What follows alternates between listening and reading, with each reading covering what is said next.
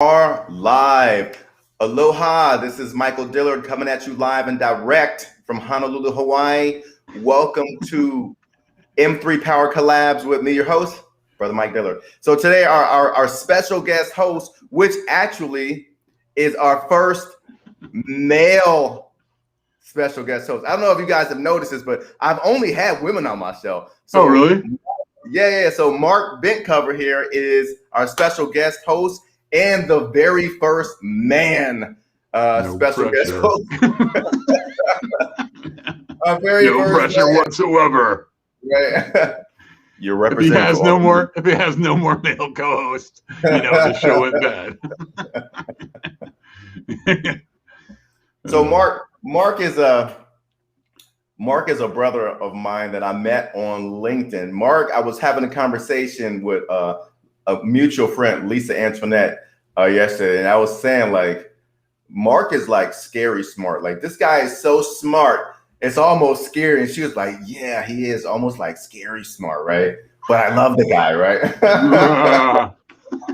So, Mark, you're an amazing person. You have so much history, so much in your background, right? So, man, where do I start? I know your bio, you talk about like you're almost a rock star, almost a successful actor, almost a very successful stand-up comedian, almost a popular DJ, almost a famous author, almost a successful filmmaker, right? I mean, whoa, that's a lot. That's a lot of hats, right?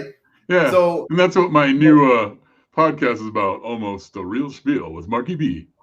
I like that. I love the whole Marky B thing. We got the real Marky B in the house, right? That's right. Marky B. So tell us exactly what is your profession? I know you are, a producer. You have your own studios. You do all types of stuff. Why don't you tell us what exactly you do, right? So the people know what you do. Well, therein lies the problem.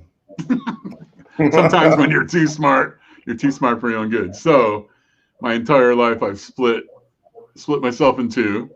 So on the one side I'm like Mr. Technical, been a CIO, IT stuff, engineering stuff, master black belt, Six Sigma master black belt, Scrum master, enterprise architect, all that kind of stuff. So my professional, I'm usually called a senior project manager or senior program manager. And it's usually in technology oriented or manufacturing.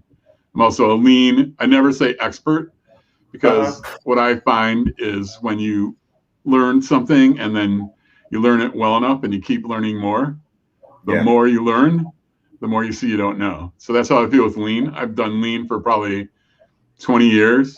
I've probably done it for like many not many. I've done it for at least 5 Fortune 500 companies. One was a Fortune 50, Boeing. And so you're like a ninja. You're like a lean. You're not even a lean black. You're not even a black belt. You're like a lean ninja.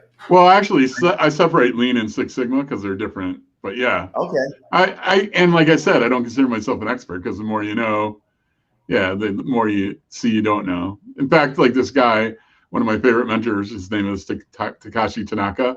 He's a former chief engineer at Toyota, and now he's gone off onto his own to consult and help mainly Western companies, but he helps worldwide. And I learned from him. He's the ninja. I would follow him around like a little puppy, and he did this thing called Obeya, which is a really cool. I'm not going to go into much detail, but it just basically helps an organization move forward towards the same vision. Like everybody in the organization and everybody's touched, and there's transparency, and everybody talks about it at least once a day. So it's pretty cool. Anyways, they'd have split into teams. Obeya, it just means big room.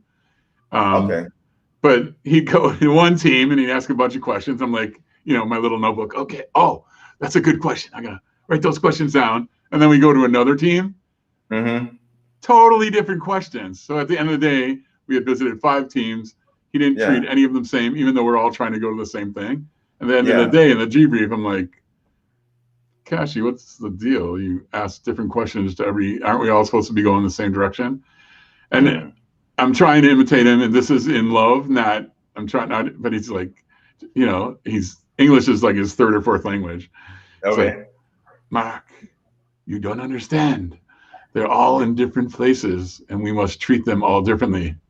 And my mind went, I mean, it seems like a simple concept. My mind went, that's some wax on, wax off stuff. Yeah. Because I'm used to, especially lean, you know, it's a process, it's methodology. And he's the first time of all my teachers in that where the people were the most important thing. They always were the most important thing, but I didn't get it until I met him. So that's my one side. Then the other side is creative stuff. I've been doing music, acting, filmmaking, writing since I've been like 6 years old. And so I tried all those almost you were talking about, or that way. Yeah. All those almost you're talking about. It's like my trying to make a living doing my creative side, and I've never been really good at that. I would be, so it's just like the top 1% is like billionaires and all that kind of stuff. So in acting, people always look like at the Tom Hanks, the Tom Cruises, the Kate Hudsons, all those big people, Meryl Streep. Well, that's like one in a million actors. Right. There's hardly any of that's a very small select group. And most people that act, in fact, most actors, I would say probably 99% actors, probably never making one penny acting. But I considered successful actor because 1 year I made $38,000 professionally as an actor, which was like a big deal. But but I liked, unfortunately, engineering. As you can tell, I need to work out. Like I need to get on the Brother Mike program. But I know, I do. I got you. It's like when I was an engineer, I learned that I like, you know, when I want a pizza, I want a pizza. When I want to go out to a nice restaurant, I want to go to a nice restaurant. And I didn't see that happening at that time anyway. I didn't see that happening, me becoming a professional actor. So I gave it like a 4-year period. I actually lived in San Francisco and LA and was in 100 or so student films at UCLA. I hope none of them come out ever. Nothing against the people I worked for, but I hope none of you make it as directors and then we show you student films and I'm in it. Those are bad. And then I did other stuff too. Like I did a Big Red commercial. I was in a movie with Mayor Winningham. I did a couple episodes of Northern Exposure, stuff like that. That shows how old I am. Yeah. Yeah, Northern Exposure. That's kind of old. Still yeah. But that was a lot of fun. Anyway, so I mean, I've been split. It's been split in two. So tell me about the whole music thing. So like, what do you play drums? You play the guitar, piano? What do you do? You a singer? What are you? I will. So what I do is not as good as the story of how I got there, but right now I'd say my best instrument is guitar. I would call myself a rhythm keyboardist. I sing. I sing well enough for my own songs. I'm not quite as bad as Bob Seger, who once said, I wouldn't hire myself to sing Happy Birthday to me, but I'm not quite that bad. But I'm not a great singer. So one of my vocal teachers, he said, you have a great voice for rock. So that's a critique of my voice. But my forte is I'm a really good songwriter. I've written like a couple hundred songs and recorded them and stuff like that. So yeah. Do you have your own equipment? You have your own recording equipment and stuff like that? I got a Cubase. My software is Cubase. I actually built up my own computer for the specs to work well on that. And then I have what's it called? For my guitar interface and other effects, I have 11. It's made by Avid. I used to use Avid software, but they kept changing it. And then like many software companies, they did this thing. Hey, we've moved from what the industry standard to this new thing called AAX. And not all the plugins that I use went with them. So I had my favorite plugins and it's like, wait a second, these no longer work on Avid. All right, I'm going to go to Cubase. And I've been fine with Cubase. I like Avid, but they just changed too much. Avid. So yes, I have my own recording studio. That was the long answer. But I mean, the origin story is I took piano, I took clarinet. Clarinet is the funny divider in my life. So why is that? In 6th grade, 7th grade, I was like really, really good. And I was first chair in the orchestra, which is not a big deal in junior high school. But the conductor, or not the conductor, the director of the music program, we're having, you have recitals. And he's like, Mark, I want you to learn Flight of the Bumblebee on clarinet. And I don't know if you've ever heard Flight of the Bumblebee, but it's not written for clarinet. And it's extremely difficult. It's the song that goes like a bunch of runs. So I practice, and then I go into him. He's like, "You're not practicing enough," like accusing me like I wasn't practicing. I'm like, "Yes, I am," and I'm not going to say his name, and you'll see why by the end of the story. But I've been practicing a lot. And then 2 weeks before the recital thing, the concert, same thing happened. And so I was, let's say I had some impulse control when I was a child. I probably still do. But anyway, I got really angry with him because he was questioning me, and I tried really hard, and I wanted to do a good job. And so I took the clarinet, and I threw it across the room like a spear at him. And I said, I quit. I'm out of here. I'm never playing clarinet again. And I ran out of the room. So my parents, who, unbeknownst to me, well, if I had thought about it, I would have known it, had purchased said clarinet and informed me that, no, you have to go back and eat crow and say you're sorry and get your clarinet back. No, man. So, but then I didn't play clarinet again, and I took up guitar at that time. Oh, got it. Okay. Yeah, I was in the band too. So I was a trumpet though. So I was first trumpet. I played trumpet from 4th grade until I took a year off because I got a little too cool. I think I took like a year from like 10th to 11th grade. And then the band teacher was like, hey, you know, we want you to come back, because I was on the marching band, jazz band, concert band. I went to freaking band. I went to band camp. I literally went to band school. Writing music theory. So like to this day, I mean, I have a piano in here, right? I mean, I plink around on a piano, and I'll have sheet music. I'll make like my own songs. I can write it up because I mean, once you know theory, you don't forget it. You know, it's like writing English, right? So yeah, I can still do that. But I know that song you're talking about, and for someone playing a woodwind instrument to play like that's. I mean, that's a lot. The breathing was tough. Yeah. And also the finger runs, that was tough too. Yeah. And plus, I was kind of like, I don't know if you heard not to blow my horn, but I wrote a theme song for the Hemp Sisters for Mama F. She actually played part of it. She played part of it on a post, but it's like slow and cool and jazzy. And so my clarinet, that's my ideal clarinet. And it's actually probably one of the bigger regrets of my life is letting go of woodwinds, because I would have, I know, matter of fact, if I would have kept up with clarinet, I would have moved on to sax, and I just love the sax. Some of my favorite musicians are sax players.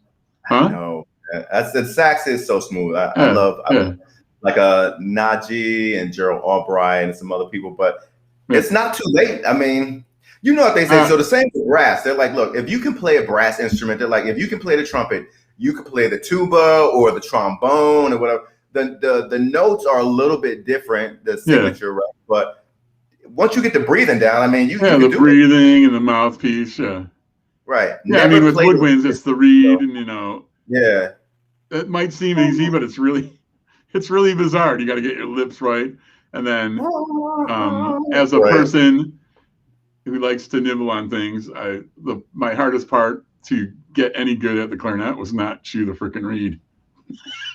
I remember our band director always saying that to the people, like, "Hey, stop chewing your reed." His name was like Mr. Rita. I think the guy's name was Mr. Rita. Mr. Rita. He's right. He's right. It's so tempting though. So because you got the mouth right there, and then the reed's right by your bottom teeth, and you. I don't know why. Maybe it's like I don't know. Maybe it's like a baby. What are those called? A binky. It's my binky. Yeah. So all right, so let me ask you this. All right. Because we've been, we're in relationship now for like, a couple months. We've known each other. Yeah, man. I love you, man. I love you, man. My brother, man. But there's a lot I still don't know about you, and that's why I was so excited. I'm always so excited about these shows because a lot of these people I've met, and we've developed a relationship. But you only know a little, I know what I see on LinkedIn, just like you guys know what I share on LinkedIn, but you don't really know me, right? So I know that you said you grew up in Chicago, right? Yeah, I was born in Chicago, and I was the third child that broke the camel's back, so we moved to the suburbs. It's right when my dad, we were kind of like upper level poor, lower class. Then my dad got enough money, and he decided to move to the suburbs, and we got a smallish house. It was pretty cool. And then somewhere later, he got a bigger house, which I'm like, I like the old house, Dad. And then I've lived in Chicago twice as an adult. I love the city. The city's pretty awesome. Yeah, it's got its problems like any other big city, but yeah, I mean, yeah. Now, so good. The people's good. All the people are good. Even, anyway. Now, during that time, was there? I mean, it's Chicago, so I know there's racial issues. So, were you aware of racial issues back then? Like, I mean, oh yeah. And then and people. Jewish, right? So yeah, so a lot of people don't consider Jewish people a race. I sort of do. I consider Judaism as a culture, a religion, and a race. If you go back far enough. Yeah. And if you're a believer in the Bible, you do go back far enough. So anyway, there was a lot of racism against us, but it's really bizarre because I can pass as white. But there would be people saying derogatory things, like really nasty things about Jews. And then I always had to make the choice. Do I say something or do you just crawl off the woodwork and go home in one piece kind of thing? Yeah. So I know, I know it was far worse for, African Americans. And then, and one of the times I grew up, one of the places that I lived in was a Latino neighborhood. So I'm an honorary Latino. I'm an honorary minority, even though I think Jews are a minority, but you know what I mean? So there was racism. The most interesting, well, not the most interesting, but one of the interesting things I found, though, was when I lived in Seattle. Nothing against Seattle. I lived there a long time. Love Seattle. Yeah, but I found this soul food restaurant because I love soul food. I remember the first time I went in there, I'm like the only white person in there, and they're all like staring at me, going, "What? Did he get lost? Is he supposed to be here?" And then the lady who's taking my order, I think she's the owner too. She's like, "What do y'all have?" And I'm like, "Well, I got one question for you because I know this is good."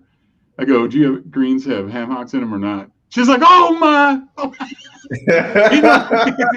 And then I was in. I was like a regular. But anyway, I got to know her and her daughter, and they told me, I didn't even think about this. I go, "So is it nice here living in Seattle?"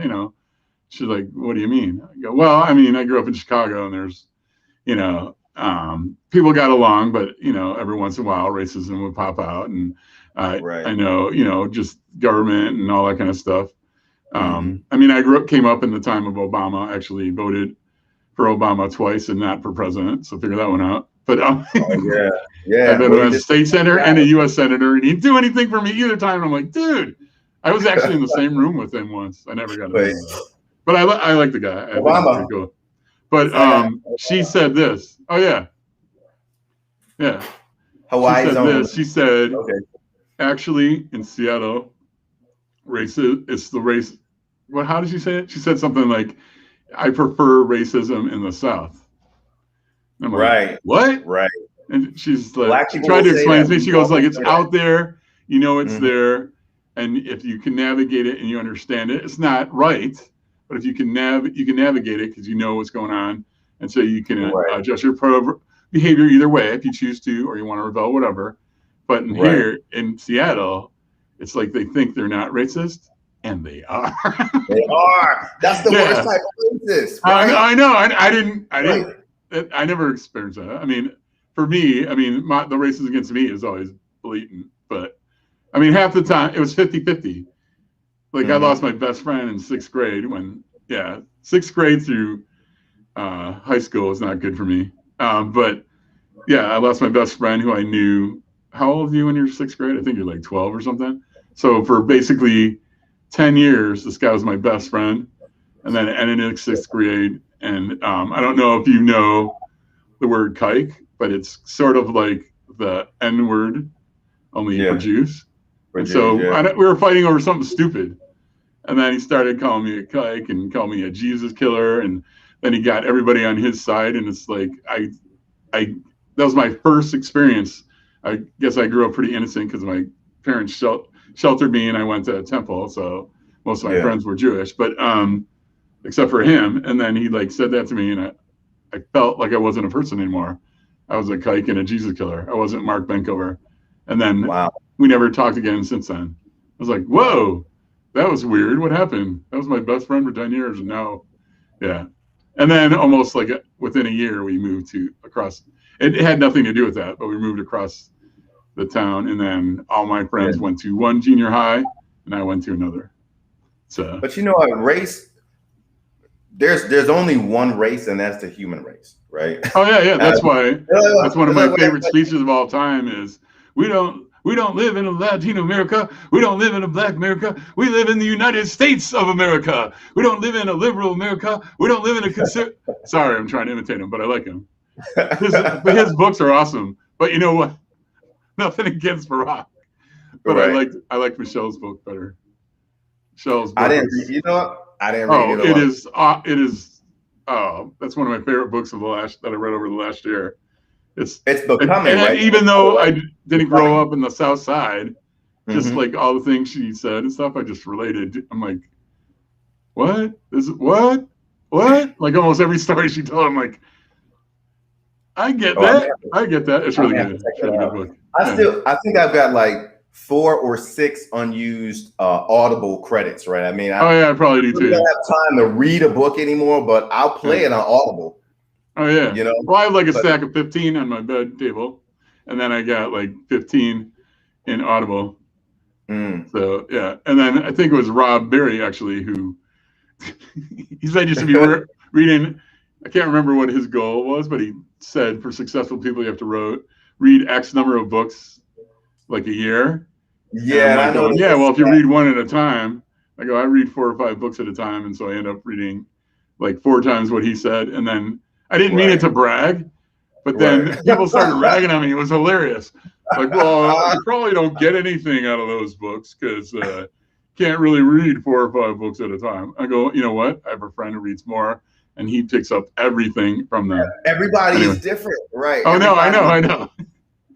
Dude, I want to go back to something you said because it's really interesting, right? It's the whole thing with race and racism, right? And how, racism divides. I mean, people that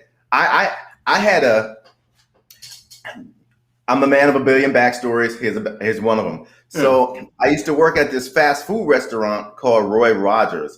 That's on the East Coast. I've been there. You heard Roy Rogers? I mean, not one, but I've been to well, Roy Rogers, he's the cowboy guy, but he also had his own fast food restaurants, right? Yeah. And they sell, like chicken and burgers and stuff like that. So I remember there was this girl there. I'm not gonna say her name because she, I'm just not gonna say it, but she was a white girl. She was a German white girl, right? And she would always flirt with me. You know what I'm saying? I'd flirt back with her. And it's like, oh, she liked me. She liked me, right? And I remember one time she's like, oh, Mike, we're having this Halloween party in the town. So I grew up in this town called Roselle, which is a borough. It's actually the birthplace of modern electricity. Like Thomas Edison had his lab there and everything, right? But Roselle Park is right next to Roselle. And this, even to this day, Roselle Park, Illinois. Roselle, Illinois? No, Roselle, New Jersey. Oh, okay. Because the suburb we grew in was Hoffman Estates, which is right next to Roselle, Illinois. That would have been weird. Is it spelled Rosselle? Yeah. Oh wow, that is interesting. Anyway, sorry. Yeah, no. So there's Roselle, which is, you grew up by me. Roselle is very mixed. Okay, so I mean, you got white people growing up with black people, Latinos, and everyone's kind of all mixed together. Yeah. Roselle Park is really more like all white people. It's still like that. So I remember I was like doing a little song and dance. I'm like, hey, the girl like me, pretty girl like me. I'm going to the party. So I got to Roselle Park, and I'm usually the only black person. I just posted something on Instagram. I'm on LinkedIn earlier, and I'm like, man, I'm like always only the black person at things. Like it never changes. So I went to this party. I was the only black person, and I remember they were sitting outside smoking cigarettes. And I don't smoke. I've never smoked. But I remember at one point, they were passing a cigarette around, and she said out of her mouth, like, hey, dude, quit, the N-word lipping it. What? Right? I didn't even heard that. And I was standing right there. And I was like, are you serious? and it's like they broke. And I've seen this happen so many times to where people, it's like, in a nice way, it's like white people forget that I'm black sometimes. Yep. You know, it's like, you know, Obama is black, but if you listen to, you know, the way Obama, a lot of people just, he's not really black, right? So I've had people tell me, no, all my life, like, Mike's black, but he's not really black. It's like, no, I'm blackety black. Don't get it twisted, right? So I just quote you on that. My friend brother Mike right? is blackety black. Blackety black. That's the quote of the day. Well, I mean, some people, I just walked away, dude. I just, and I well, it makes you not a person anymore, basically. It's like, I'm no longer Mike Dillard. I'm,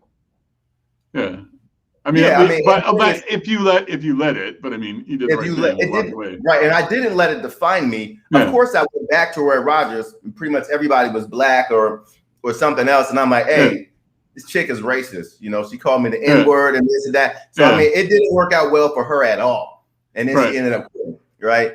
But something you said, which is interesting, I never thought of it like this. Now I know, like, light-skinned black people, you know, we call it passing. You know, if someone is really they pass. But I've never heard a Jewish person say that, you know, I pass for white. I've never heard it look like that. I've never heard it turned like that before. But that's a good point. So and I never until this is ironic, until I took a diversity class. I believe it was either my last job at Boeing or when I worked for a semiconductor company. They sent us to this diversity class, and the class was like a week long, and it was very intense. So you're learning all about different cultures, and they categorized people in groups. So like, instead of just Asian, it was like Northern Asian, Pacific Islander, African American, just all the things, and then white. Right. And then they did male, female too. So they had each group get up there at the end of the class. There's the end of the class. So for like the last day, they'd get up as a group. So it'd be like, no, the Pacific Islanders. And they would like, what is the experience of growing up as a Pacific Islander in America or United States, and blah, blah, blah. And then they didn't frame it this way, but this is how I remember it now. And what did the white man do? How did they hold you down? That was the last question. So the last group to go was the white males, which I was in that group. And we didn't get that question. And I got angry. So I go, so we answered our first questions. And then I go, then they did a debrief and they go, what's going on with you, Mark? I'm like, I'm very angry. They're going, what do you mean? I go, well, all these people up here are white Anglo-Saxon Protestant. I'm white Jewish from a big city. I share very little with their background. Right. We grew up lower class, making it to middle class. I never wanted for food or shelter or love for my family, but we were, I mean, I didn't know that getting hand-me-downs 3 generations was a bad thing, or that spaghetti was actually supposed to have like real tomato sauce instead of Campbell's tomato soup and onion. You know what I mean? I didn't know what lasagna was until I went to college, you know, but I knew, but I mean, stuff like that. So I'm like, I share more like with these other groups than I do with that group. And then you now categorize me, and I didn't get to say, what man, help me down, that kind of thing. But anyway, so that's, I didn't get that until that time. It's like, you know what? There's many times in my life, like I remember my dad died when I was like 15, 16 years old. And my favorite memories are baseball and going on camping trips and traveling with him. So we're in this camping trip, and we're just like sitting around the campfire. And I don't know if you're a big camper, but when you're tent camping, it's like you're everybody's brother and sister, everybody's family. It's like, I got an extra hot dog. Never met this person ever in my life. Probably never see him again. Would you like a hot dog? We got an extra. Anyways, so we're like that around the campfire, talking to people next to us, and this guy starts spewing hate. It was like horrible. So he's talking about black people, Latinos, and then he gets to the Jews. And my mom knows that I have a hard time being quiet, and so she's like elbowing me. Quiet, don't say anything. So I had to hold back because I wanted to just like open book. I'm like, I'm Jewish. I don't think you're right. Yeah. So anyway, but I mean, I understand. I've had it way better than a lot of people in America. So I honor that, but aside from one instance, which you know of, but I'm not going to talk about on the show, I was accused of being a racist charged of nationality, and now that friendship's over, which is sad to me. But anyway, I'll keep trying to work on that, because I think that person could be a really good friend. Really like her a lot, but I see it from her point of view, and although that wasn't my point, but anyway, but I get it. It's you make it, but I mean, to me, that's what it is. It makes the other person not feel like a non-person, like you take away who they are. Are they? I mean, it attempts to. Then that person has the choice. It's like, you know what, you're out of here. Right. So I totally understand the choice. It's just I regret what I said only because of the consequences. But I'd like to have a conversation about it, and it's so hard to talk about too. Anyway, well, I mean, we make it hard to talk about, but you know, people are there for a reason or for a season, they say, right? So I mean, you know, sometimes you can't go back. I mean, it was just for that season. Whatever happened, and it's like, okay, you just got to move on. I think about things that I said to different people, like way back in high school. You know, like the older I get, for some reason, these things just kind of bubble up, and it's like, man, I wish I never said that to so-and-so. Oh, yeah. I was like 16. What did I know at 16, right? Of course, I'm not going to go look this person up and be like, hey, remember when I told you this, that at 16? I'm so sorry. It's like, no, you just kind of learn and move on. So, oh, yeah. You know? I mean, in have you read Native Son and Black Boy and all those? Yeah, I have a poem. I'm going to send you this poem. I was just telling somebody the other day. It's called A Native Son Bigger's Opus, A Native Son Revisited. And I'm like, I can hear it. I'm like, you know, if somebody read Native Son, when they read this poem, they're going to be like, that poem is dope, because they know Native Son. If they never read it, they're going to be like, oh, it's dope. But they're not going to really understand why it's dope. I'm going to send you that poem. All right. Well, see, I didn't get dope, but, I didn't get I think it's a great book, but I didn't fully understand it until one day I'm going to summer school, because I didn't do something, so I had to go take another course. Anyways, in high school, I was kind of the geek. I don't know if you've ever seen, what's that movie? Weird Science. So I'm like the king of the geeks. So I could tell people to do stuff. I would think up these weird things, and then I go, you know what we should do? And then they do it, and I'd be like, why did you do that? You said it was cool. Like, yeah, it was cool, but anyway. So, but I had friends in like every clique, except a vast majority of all cliques didn't like me. I got beat up a lot, abused. Anyway, doesn't matter. But I had this one friend, let's just call him John. So John, who's a black guy, and he's hanging out with his black friends, and they wore what at that time were, now they're cool, but they're like long shorts. So an alternative name for long shorts, if you don't know, is knickers. And so across the hall, I see them all. You already know what's going to happen. So they're across the hall, and I'm like, hey, John. And he's with all his friends, and I'm like, nice knickers. And he's like, he gets this look on his face. And I the way I remember it is he's like the Incredible Hulk black version. And I see him like coming running across and getting angry and getting really big. And he comes jumping at me, and I just see this giant fist coming towards my face. And right about here, as he's coming, I'm like, no, because I realized what he thought I said. And no, I said knickers, Knickers. And right as I said the S, a good thing he was athletic. He plunked his feet on the ground, stopped his fist, pulled it back, and got all chill and said, yeah, Ben Cooper, I didn't think you'd say anything like that, and walked away. And I'm like, wait a second.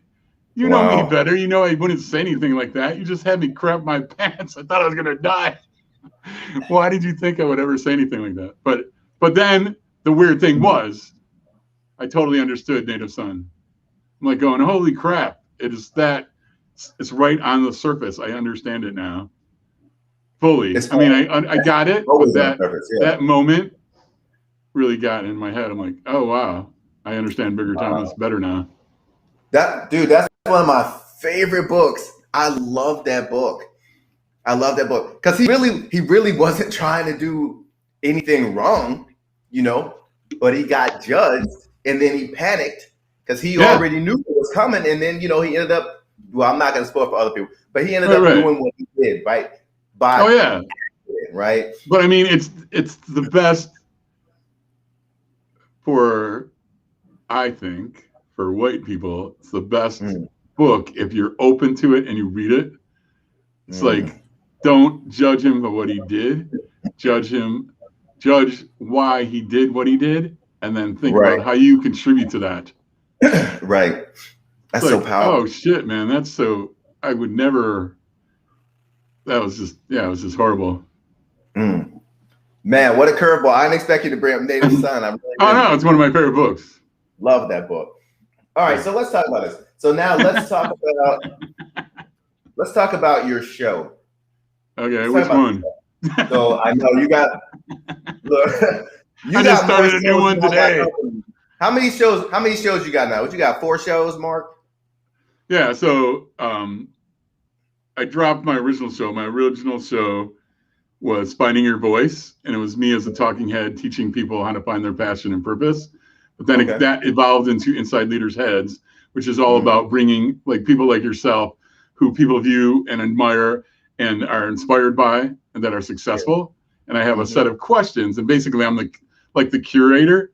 And you've been on that show. So basically I take people on a tour of how you found your passion, how you find your purpose, how you live it in your life every day, how people see it in you every day, and then any advice you have for people. So that's Inside Leaders' Heads. And I have another one called... I had a good time on your show, by the way. We had a lot of fun. Oh, yeah, that was good. That was a good time. And here's my favorite line. After almost every question, even though I gave him the questions before, Brother Mike's like, wow, that's a good question. And then he answered. It was awesome. Yeah. And then my other show is Psych You In. That's the one I started with Nat Stana. And she's getting busy in her life. So we're going to reboot that next week with John Clayton. So that'll still be alive. And then the show I just started earlier today, it's called Twins. And what is that? Like, we'll talk about anything. Chi-Town Brothers. So it's me and Carl Sean Watkins, because we grew up similarly. We have similar backgrounds. But I mean, he's black, I'm white. So we just talk about anything. So we're twins with a Z, because we're twin brothers of different mothers. And it was kind of chill. It was our first, he called it our beta. So it was our beta episode today. So that was pretty cool. And then the other one, which is really going to be just a podcast, but I'm kind of doing it as a LinkedIn live event as well as on YouTube and Facebook group. It's called Almost the Real Spiel. So it's all the stories that are in my bio. So far I've had 2 episodes. First episode of my dad, who gave me my Y chromosome, and my second one was my mom, who gave me my X. So the origin story, so to speak. This is a live. I haven't seen this yet. This comes live on LinkedIn. Yeah, it's Mondays at 2 p.m. 2:30. Mondays at 2:30. Okay, It's only been on twice, and I'm not the greatest promoter. That's why I need to find someone who could help promote. Which is why I'd rather be on your radio network than start my own. But I'm looking into starting my own radio network. Yeah. But when I thought about it, I'm like, okay, 24/7 is 168 hours. I could do maybe tops 8. So that means I need 160 other shows. Yeah, that's. Hey, people, come on down. We got 160 slots. Yeah, that's a whole lot. And that's a whole nother story. I'm doing a lot of research on that. There's a whole lot of research that's going into that. But you got the goods though. I mean, as far as like being like a DJ or like a station manager or the producer, I mean, like you could do it all. You really can, right? Oh, and I have done it in the past. I used to be a disc jockey. Oh yeah, what was your cool DJ name? It was just Mark, but I wasn't really cool back then. Oh, but my cool thing is I do. So it's a long time ago when you could bring in your own albums, even though they had carts and PAs and all that. You could bring in your own albums. In fact, the guy before me got real upset with the station manager and got fired because he brought in his whole discography of AC/DC. He didn't do any public address. He didn't do any commercials. And for his entire 3-hour show, he just played back-to-back sides of AC/DC, and he got fired. But he kind of wanted to quit. But so anyway.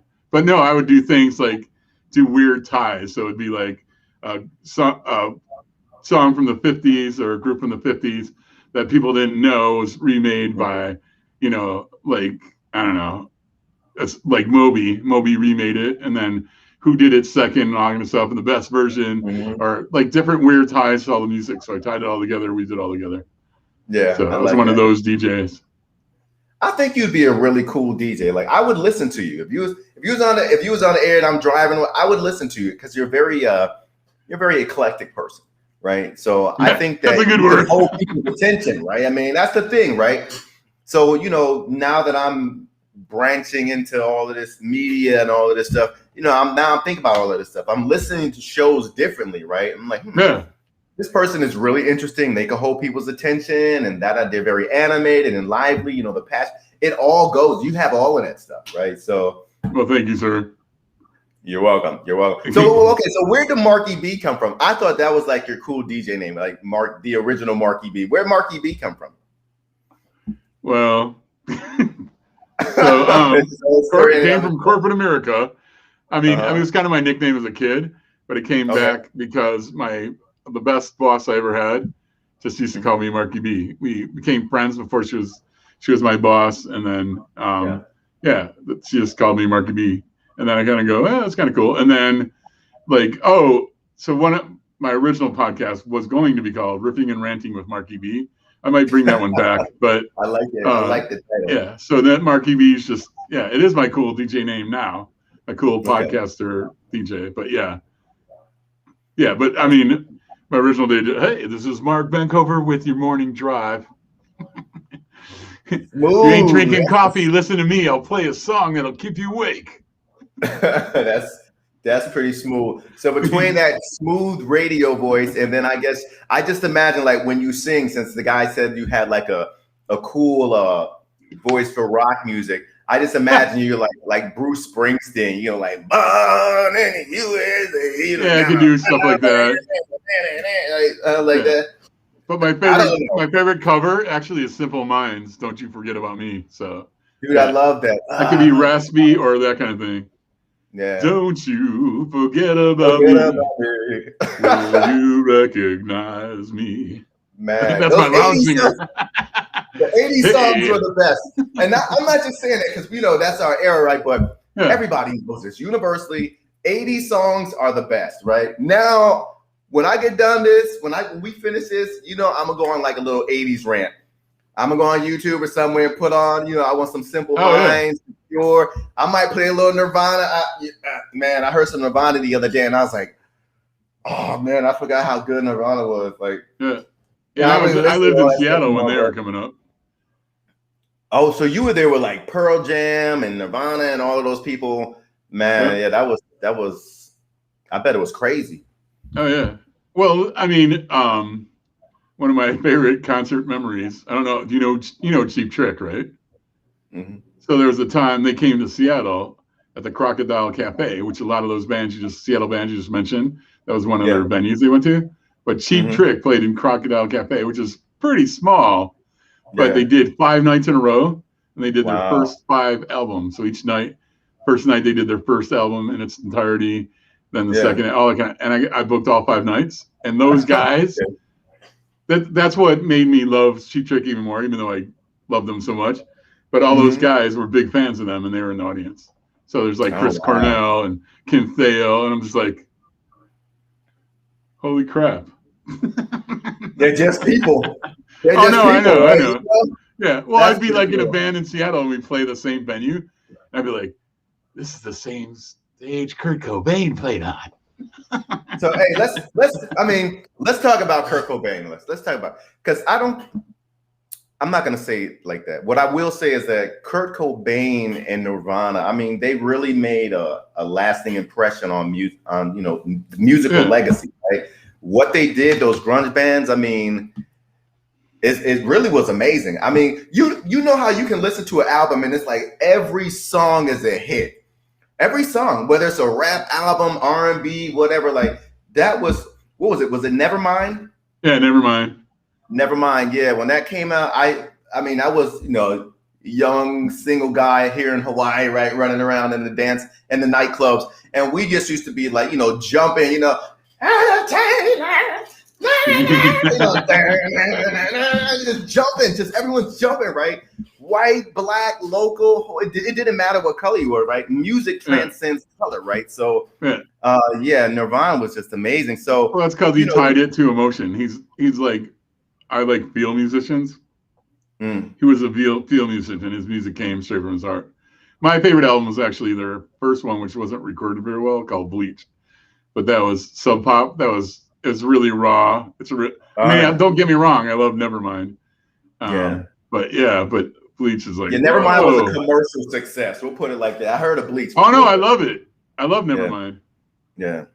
But yeah, I like Mudhoney and Mother Love Bone and Temple of the Dog and Soundgarden.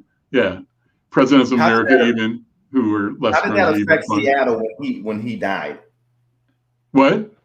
Were you in Seattle when he died? Yep. So how did it affect the music scene when he died? I mean, he was a legend, right? He was a living legend, and then he died, right? So I mean, people that knew him and stuff, and the whole music world was sad, but it was kind of like he died. When he died, grunge was kind of moving over to like a more alternative kind of thing. So musically, he'd already have his impact. I wish he would have waited more. And then, I mean, I love Foo Fighters, and Foo Fighters came out of Nirvana. I mean, most people know that. Whenever I tell people, I go, you know Dave Grohl? And they're like, yeah, he's the lead singer, lead songwriter, guitarist for Foo Fighters. I'm like, he was the drummer for Nirvana. And they're like, no way. I'm like, yes, way. Learn your music, people. Right. Yeah. So, but I mean, that was cool. I mean, and I love Foo Fighters too. So, yeah, he's good. I thought it was funny because he's eclectic too, and so I can't remember what album it was. It's like 3 albums ago. This is what happens when you're successful and you have money, and then you're already like in touch with yourself, so you just do whatever. It's like, do whatever. You know what? I think the next album I'm gonna build a 32-track tape studio in my house, and we're gonna do it the old-fashioned way. That's pretty cool. And they did it on tape. And then, but you just read, all the band members have an interesting relationship too. But you just read it, and the drummer's like, "Oh yeah, I remember that album. I would do my drum tracks, and then I'd like leave for the night, and I'd come back, and Dave would have re-recorded all of them with him drumming." He goes, "You didn't quite get it right the way." Because I think the question someone asked, I go, is it annoying having a leader of a band that's a drummer and you're the drummer for that band? And then he tells that story. Drummer, right? He's like, oh, yeah. But no, I mean, I like that band too. What, you like jazz? Oh man, I love jazz. Okay, you see, in fact, I'm waiting to get in trouble because one of my videos I used, was it Stanley Turrentine?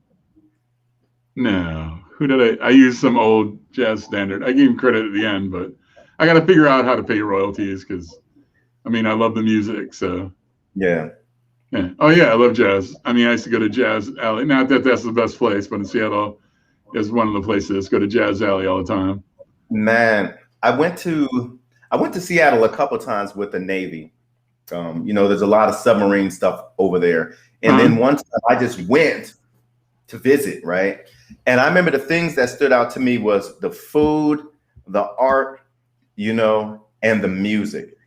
Oh yeah. And, I'm from Jersey, so New York, Jersey doesn't really have a strong, music scene. I mean, we don't. I'm just sorry, New Jersey, we just don't. But New York does, right? But to go to Seattle, Frankie Valli would be mad at you. Yeah. Hey, but never heard of the Four Seasons? Well, I know it. I heard it. I know. But I mean, like you don't have like a jazz. Yeah. They say like you go to New York or you go to like I don't know, like New Orleans or somewhere like that. Or I love New Orleans. Seattle. I've never been. Nolans is that thing. I've never been to Nolans. I've never been to New Orleans. Really? Never. Never had gosh, you'd love it. No, I probably would. The thing I like about New Orleans, Chicago, and Seattle, and other places I live too that have cool music scenes. Portland was pretty good, but there'd be like a large kind of area. Well, Seattle did it the best. New Orleans does it pretty good too. But Seattle had this space where there was like 20 bars within, like in Pioneer Square. So maybe 20 square blocks, I guess. And you'd pay, at least when I was there, you'd pay like $12 cover. And you can go to all the bars. And everything would be different music. It's just, oh man, it was sweet. That sounds pretty cool. Yeah. All right, we're coming to a close here. Oh no!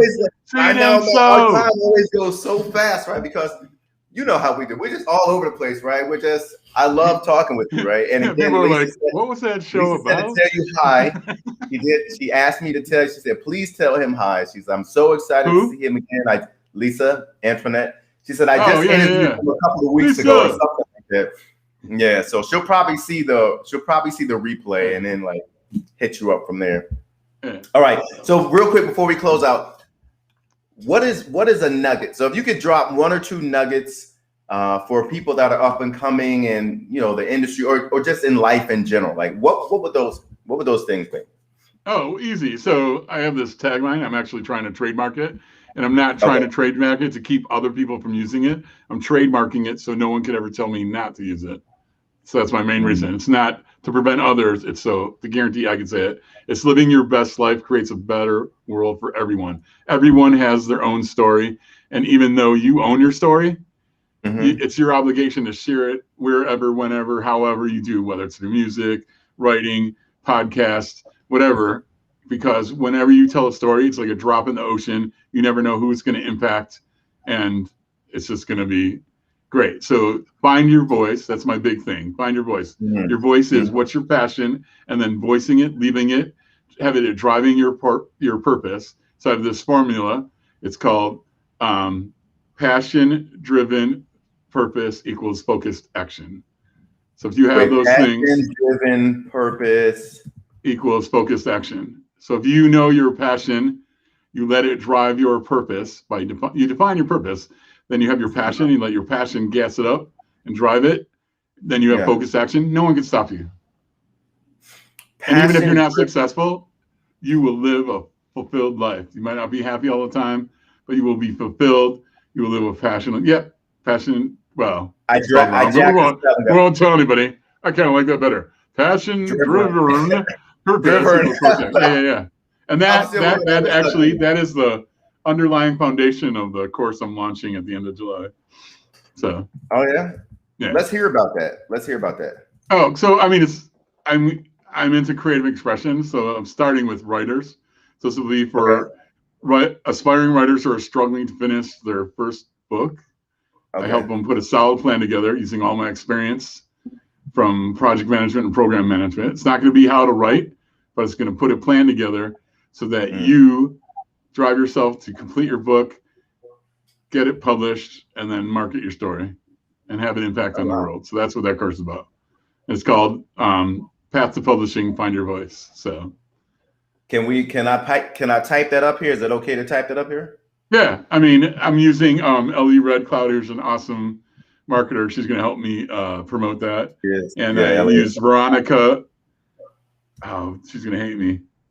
Veronica Safoa Azuwu, I think is how you say her name. She helped me develop the course. She's awesome. Really? She's the one that dances, and she's from Ghana. She's awesome. My guest next week. She's my guest next week. Veronica. Yeah. Wow. She's one of my favorite people on the face of the planet. She's so genuine and passionate and she's just like a ray of sunshine. Wait, now tell me the name of the course. So Path to Publishing what? Oh, Find Your Voice. Actually, I think it's Path to Publishing, Find Your Voice. So the Find Your Voice shows you the focus, because it's not going to be how to write, but it's going to be defining your passion. So doing that, passion-driven purpose equals focused action. So I'm going to help you put a plan together. So put a support infrastructure around you. We're going to go into the numbers. It's 6 weeks course, but the beta is going to be 3.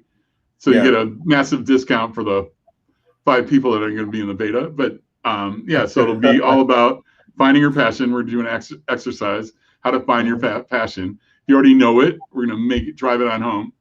And then you're going to define your purpose. Usually, obviously, if you're taking this their course, it's something around writing. And then we're just going to put a plan together. You're going to do exercises with other writers It's just going to make you like, bam, bam, bam, get it done, get it published, get it out there. So how can they find this course? How can they find this course so they can buy it from you? So they can get on it? Well, so eventually, I'm behind, man. I'm behind. That's why. So I'm going to put together a landing page, obviously. It's not done yet, so it'll be a landing page. But just connect with me on LinkedIn and you'll hear all about it. Because I'm going to, that's pretty much starting in 2 or 3 weeks. About half my posts are going to be about the course and my passion. And what's your LinkedIn handle? So where can they find you on social media? Oh, so Mark-Benkover, just my name with a dash in the middle.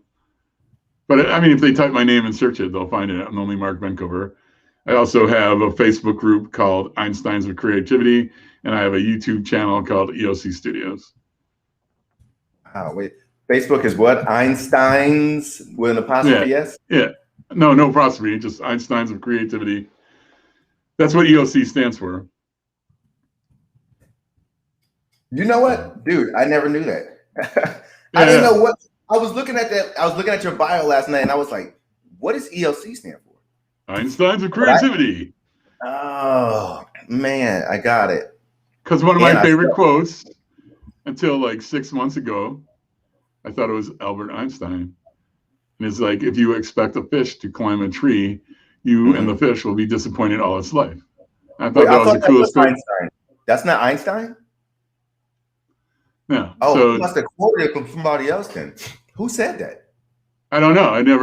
It's unknown right now. But yeah, he didn't say it, but that's okay. I love Einstein. Mm-hmm. The dude, I mean, he's misunderstood. And people who don't understand theories and models, he's misunderstood from that too. Like people go, oh, well, the theory of relativity is showing its age and but exactly, but we wouldn't be, scientists would not be where they are now had Einstein not have the theory of relativity.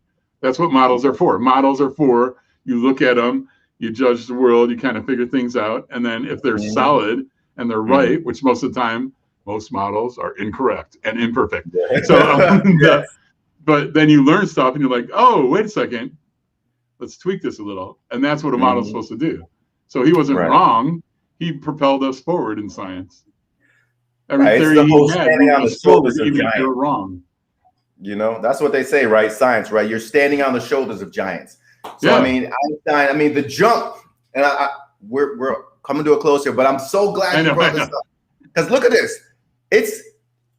And people, man, I'm getting really excited about this. Okay, so some people fail to understand the immensity of some people's genius, right? So it's like, look, in order for them to go from here to there, you don't understand what it took for Einstein to go from, from here to there. I mean, the huge jump, right, that he took. Like, I mean, it's vast. So now, because he gave you the foundation, so it's like, oh, Einstein didn't know this, so that's like, dude, you have no idea what you're talking about. He gave you the whole foundation, right? Oh, yeah.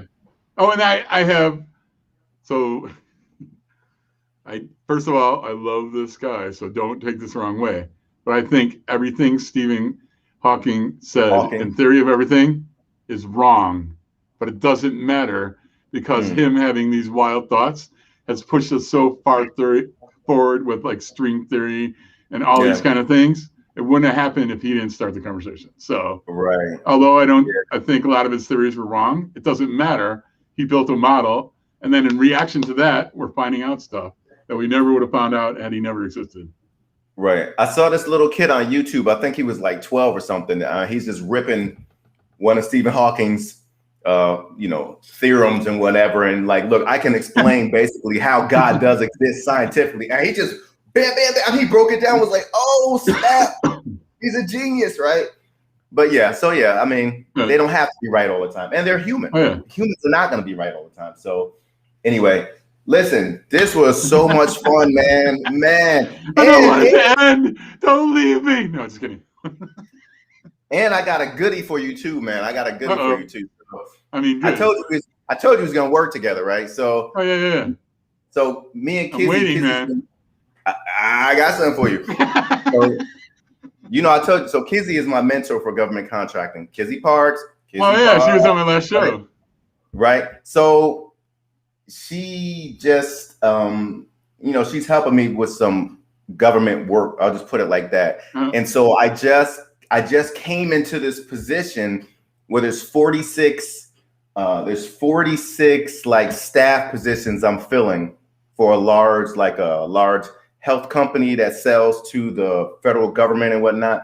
But one of those positions, I'm almost 1,000% positive that you could fill it.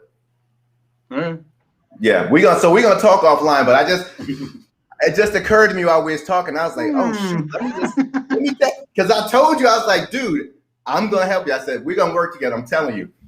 So could it be lean concepts in a health environment? I've done that with it be Fred Hutchinson and Seattle Mental Health, and yeah, it's gonna be right up your alley. So anyway, I just wanted to share that with you, right? I did keep my word. I know, I never doubted you.